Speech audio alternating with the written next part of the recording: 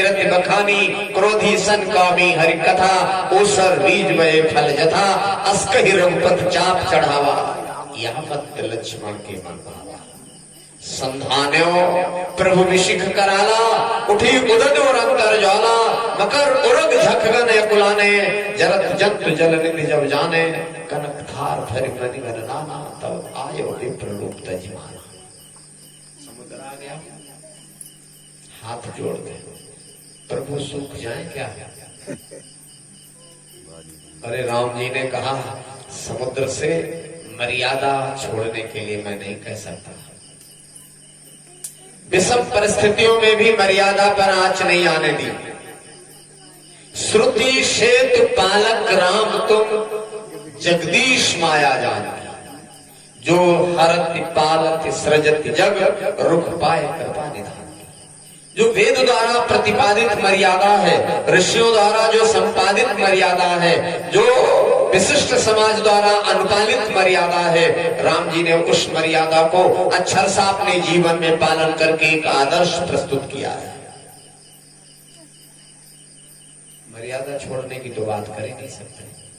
लक्ष्मण की शक्ति लगी थी, राम जी रो रहे थे, हनुमान जी ने कहा प्रभु काहे रो रहे हो? हमारे पास लक्ष्मण को जीवित करने का उपाय है क्या? राम जी पूछ रहे, तो हनुमान जी ने कहा कहो बांध विधि हरिहर आनी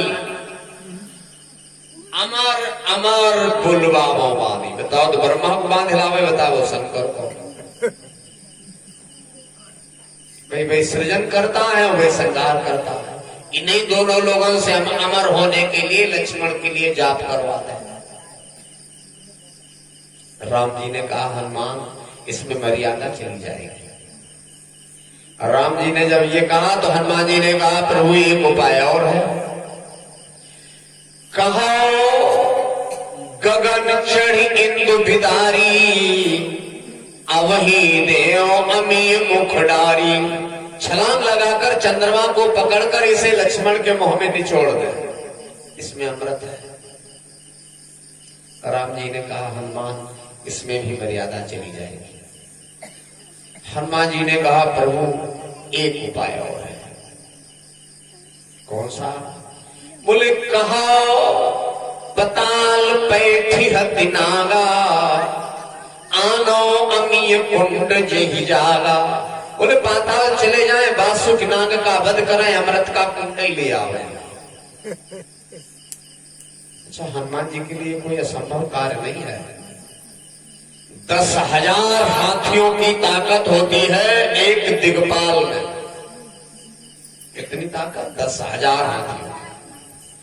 और 1,000 दिग्पालों की ताकत होती है ऐरावत में,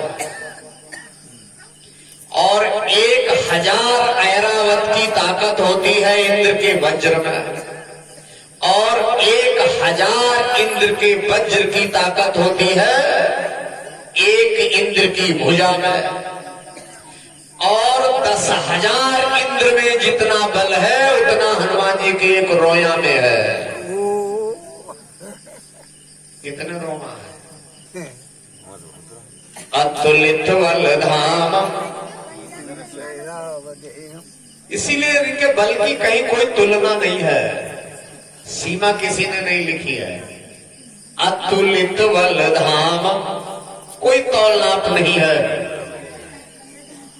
हनुमान जी ने कहा प्रभु एक उपाय और है। कौन सा? बोले कहा देहु निज देह त्यागी अवही उठा लखन घट जागी। बोले मैं अपना शरीर त्याग लूं और लक्ष्मण के शरीर में प्रविष्ट हो जाऊं। ये भी कर सकते हैं हनुमान जी। योगी शरीर बदल सकता है, अपने शरीर से दूसरे शरीर में जा सकता है। शंकराचार्य जी तो रहे, आद्य शंकराचार्य सुधन्वा के शरीर में बहुत दिन रहे थे, बाद में अपने शरीर में आए।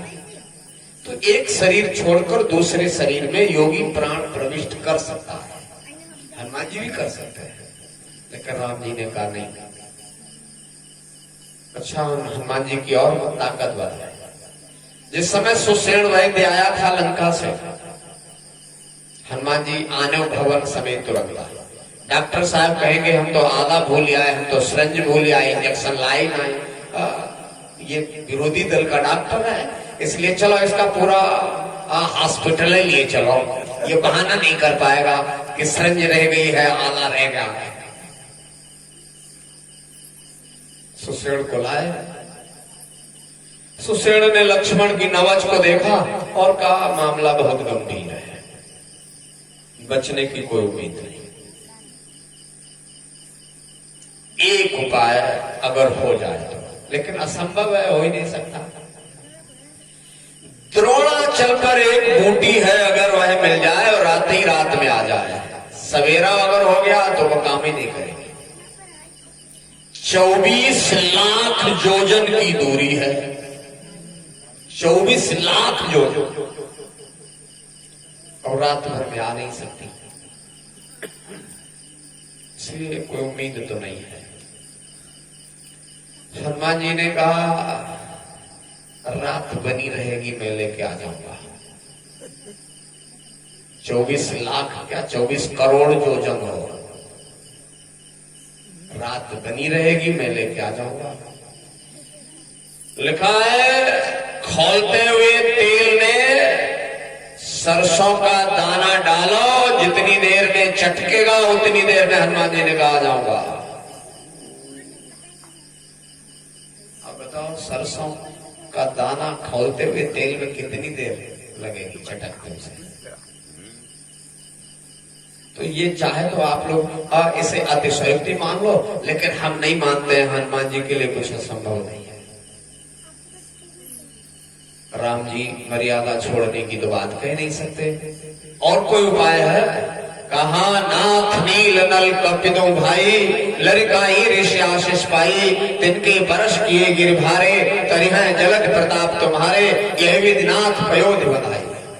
समुद्र बांधा गया और समुद्र ने भी जब श्री राम जी के अपनी लहरों के द्वारा चरण पखारे हैं तब मार दिया है। यही व्यास जी कहना चाहते हैं। आज भगवान कन्हैया को लेकर वसुदेव जी पहुंच गए नंद जी के घर। सुतम यशोदा शयने निधाय, तत्सुताम पादाय पुनर्ग्रहानगा। यशोदा इतनी गहरी नींद में सो रही है, उन्हें पता ही नहीं है बेटा हुआ है कि बिटिया हुई है, हुआ है कि नहीं हुआ है। निद्रया अपगृतिष्ठति, नींद में बेहोश पड़ी है। कन्हैया को लिटा दिया, कन्या को उठा लिया। वसुदेव जी आराम से चले आए। देखो नारायण के आने पर बंधन मुक्त हो गए। जिस हृदय में नारायण का पदार्पण होगा सारे बंधन खुल जाएंगे, और माया आई तो बंधन फिर तैयार। माया बांधती है और मायापति मुक्त करते हैं। योग माया लेके जब आए तो फिर हथकड़ी पड़ गई, फिर बेड़ी पड़ गई, ताले भी लग गए, और वह कन्या बड़ी जोर से रोई। बालक के रोने की आवाज हुई, ततो बाल ध्वनि श्रुत्वा गृहपाला समुत्थिता। पहरेदार सब जग गए। प्रसाद बना लो, बैठिए, खाली बैठे खाली वाली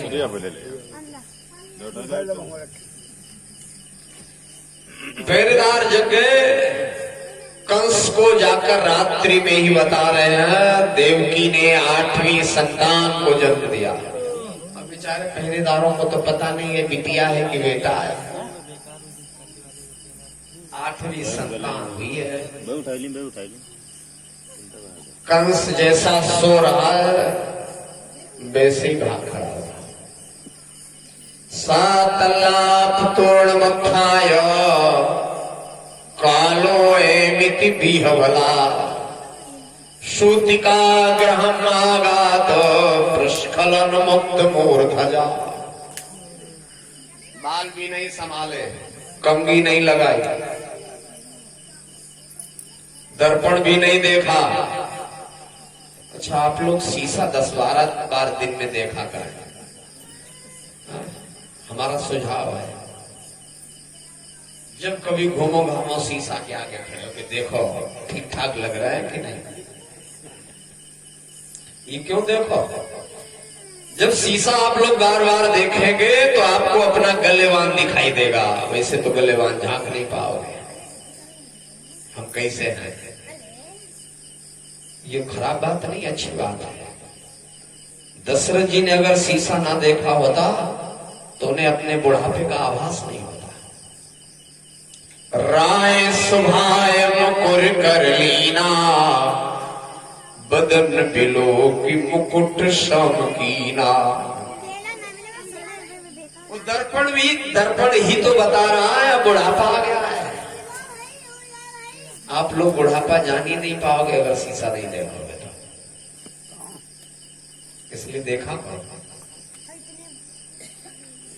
कंस वैसी भाग खड़ा हुआ। एक बात और बताएं, बहुत शास्त्र सम्मत है। तांबूलम बिना राजा ब्राह्मणम तिलकम बिना, सिंदूरम बिना सदवा दर्शनम निष्फलम भवेत्। अगर राजा के मुख में तांबूल नहीं है, माथे पर मुकुट नहीं है, ब्राह्मण के मस्तक पर चंदन वंदन नहीं है, सौभाग्यवती माँ के सिंदूर नहीं मांग में है, माथे पर बिंदी नहीं है, तो दर्शनम निष्फलम। इसलिए सौभाग्यनी माताओं को शून्य मस्तक नहीं रखना चाहिए, ब्राह्मण को शून्य मस्तक नहीं रखना चाहिए, और राजा भी खूब सज धज के निकले। लेकिन ये तो जैसा लेटा था वैसे भाग खड़ा हुआ। देवकी ने हाथ जोड़े और कहा, बाबो हिंसिता भ्राता पुत्रिका पाप कोपमा। भैया तुमने मेरे 6 बालक मार डाले, मेरा 7वां गर्भ खंडित हो गया, और ये 8वीं हमारी कन्या है, ये हमें भीख में छोड़ दो। अंतिम संतान है। दुष्ट आदमी खुशामद थोड़ी मानता है। कंस ने गोद से कन्या को छीन लिया। देवकी की याचना और भीख सुनी नहीं उसने। निर्दयी कंस कन्या को लेकर जब आया बाहर सूतिकागार से, अथोपयत शिला पृष्ठे स्वार्थोन्मूलित सौहृदा, उसने कन्या के पैर पकड़े और पैर पकड़कर उसे घुमाना चाहा शिला पर पटकने के लिए, लेकिन वह कन्या बीच में ही हाथ से छूट गई, पटक नहीं पाया। चरण प्रहार माथे पर करती है कंस के, और अंतरिक्ष में जाकर वह 8 भुजा वाली देवी का रूप लेती है, और अब अंतरिक्ष से गर्जना करके कह रही, किम मया हत्या मंद। कंस, व्यर्थ में तू मुझे मारा था। देवकी की संतान है, बेकार में तूने मारी है। तुझे मारने वाला तेरा शत्रु मेरे साथ यहाँ ब्रजमंडल में आ गया है। तब कंस ने ऊपर देखा, वो तो 8 भुजा वाली देवी है। कौन सी देवी है? विंध्याचल वाली है। इलाहाबाद और बनारस के बीच में मिर्जापुर जिला है, जौनपुर से आगे। हाँ, इलाहाबाद और बनारस के पीछे ही पड़ता है विंध्याचल, मिर्जापुर जिला में। बहुत अच्छा स्थान है, शक्तिपीठ है। अवसर मिले तो आप लोग जरूर जाइएगा, बहुत अच्छा स्थान है। नंद गोप गृहे जाता, दुर्गा सप्तशती का 11वां अध्याय और 42वां मंत्र है। नंद गोप गृहे जाता यशोदा गर्भ संभवा, ततस्तौ नाशयिष्यामि विंध्याचल निवासिनी। विंध्याचल पर चली गई। कंस लौट कर आया, वसुदेव देवकी से क्षमा मांग रहा है, और तस्याम रात्रयाम व्यतीताया कंस आहूय मंत्रणा।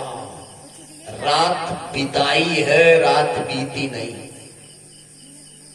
रात सुख की तो बीतती है और दुख की बिताई जाती है। जैसे तैसे रात बिताई, थोड़ी तो रातें रह गई थी। 12 बजे की घटना है और फिर लेके गए हैं, कन्या लाए हैं, तो हमारे समझ में 1-1:30 बज गया होगा। रात बिताई सवेरे कंस हुए मंत्रणा। मंत्री बुलाए, बुलाए क्यों? विधानसभा हो चाहे संसद हो, मंत्री संतरी तो 10 बजे, 10:30 बजे, 11 बजे आ ही जाते हैं। बुलाए इसलिए है, इसको आज आपातकालीन बैठक 6 बजे लेनी है। 6 बजे कोई मंत्री संतरी नहीं आया, इसलिए सब बुलाए गए हैं। अघासुर, बकासुर, धेनुकासुर, प्रलंबासुर, अरिष्टासुर, बरखवासुर, केसी और महिला मंत्री भी है, पूतना भी है। बहुत बात करती महिला मंत्री पूतना, तो ये बहुत महत्वपूर्ण विभाग देख रही है। नारी उत्थान समिति, महिला आयोग, और ये बाल विकास विभाग भी संभाल रही थी, बच्चों वाला बाल विकास विभाग। हमारे ये एपीयूडी संभाल रहे हैं बच्चों का, जो विभाग इन्हें संभालने सौंपी होगा, बच्चा संभाला। सब मंत्री बैठ गए। कंस ने जब घटना बताई, मंत्रियों ने कहा, राजन काहे चिंता कर रहे हो? मूलम ही विष्णुदेवाना यत्र धर्मा सनातना। देवताओं की मूल जड़ विष्णु है और विष्णु की जड़ सनातन धर्म है। सनातन धर्म की जड़ गौ और ब्राह्मण है, यज्ञ है। बोले इनको नष्ट करो, भोजन बंद हो जाएगा, अपने आप कमजोर हो जाएगा विष्णु। जब जड़ें कमजोर हो जाएगी, 2 डालियां पत्ता तो अपने आप सूख जाएंगे। लोगों की बात समझ में आ गई। कंस ने आदेश दे दिया, जहां जहां विप्रधेनुपुर पावे, नगर जाई तहां आग लगाओ। गौशाला मिले आग लगा दो, यज्ञशालाएं मिले नष्ट कर दो, वेद पाठी ब्राह्मण मिले इनका वध कर दो, यज्ञ कराने वाले साधु संत मिले इनका भी कत्ल करो। धर्म पर पूरा अंकुश लग गया। इधर सवेरा हुआ, नंद जी के यहाँ देखा बेटा पैदा हुआ, नंद जी के यहाँ पुत्रोत्सव होने लगा है। ये विधाता का खेल है। रहीम जी ने लिखा, देन चाहे करतार जिन्हें सुख, कहा रहीम सकई को डारे। उद्यम पौरुष कीने बिना, धन आवत आप ही हाथ पसारे। देवन माया बात चली, विधि के पर पंचन जाए निहारे। और बेटा भयो वसुदेव के धाम, दुंदुभि बाजे नंद के द्वारे। नंद जी के यहाँ उत्सव हो रहा है, बधाइयां बज रही हैं, माताएं बुलवा के लिए आ रही हैं। अब 2 बार आप लोग भी बोले, नंद के आनंद भय जय कन्हैया लाल की। नंद के आनंद भयो जय कन्हैया लाल की। नंद के आनंद भयो जय कन्हैया लाल की। नंद के आनंद भयो जय कन्हैया लाल की। कोई मांगे हाथी घोड़ा, कोई मांगे पालकी, कोई मांगे हाथी घोड़ा, कोई मांगे पालकी। नंद के आनंद भय जय कन्हैया लाल की। नंद के आनंद भय जय कन्हैया लाल की। जवानन का हाथी घोड़ा, बूढ़न को पालकी, जवानन को हाथी घोड़ा, बूढ़न को पालकी। नंद के आनंद भय जय कन्हैया लाल की। नंद के आनंद भय जय कन्हैया लाल की। नंद के आनंद भय जय कन्हैया लाल की। आनंद भय जय कन्हैया लाल की। बोलो कृष्णचंद्र भगवान की जय। अब कल आप लोगों के बीच में 3 बजे से 4 बजे के बीच पूज्यपाद शंकराचार्य जी इसी मंच पर होंगे। आप लोग उनके भी भव्य स्वागत के लिए तैयार हैं। किसी भी प्रकार से अशांति ना होने पाए और सभी लोग ध्यान में रखें ये बात। भीड़ भाड़ के साथ आइएगा, उनका प्रवचन भी सुनिएगा और श्रद्धा सुमन जिसको भेंट करना हो वह भी भेंट करेंगे। आप लोग आगे खड़ा रखे जाएंगे। माल्यार्पण जिसको करना हो माला भी ला सकते हो। आप लोग आइए, माला डालिए, आरती पूजन जो कुछ करना चाहो। बहुत हमें तो चाहिए आपको बताएं, हम जब सबसे पहले मिले थे तब ये 10, 12, 15 हजार लोगों की भीड़ में थे। हमें तो पैर छूने को नहीं मिले। प्रयास हमने बहुत किया कि इनके पास तक हम पहुंच जाए, पैर मिल जाए, लेकिन हमें मिल नहीं पाए। और आप लोगों का तो खुद दबाने को मिल रहे हैं। वह भीड़ में धक्का मुक्की में हम इनके पास ही तक नहीं पहुंच पाए थे जब सबसे पहले मिले थे। तो बहुत तक ज्यादा भीड़ थी, लेकिन आज हम लोगों को उनका पूरा सानिध्य मिल रहा है। सौभाग्य से हमें उनके चरण पखारने को भी मिल रहे हैं, दबाने को भी मिल रहे हैं और बहुत निकट से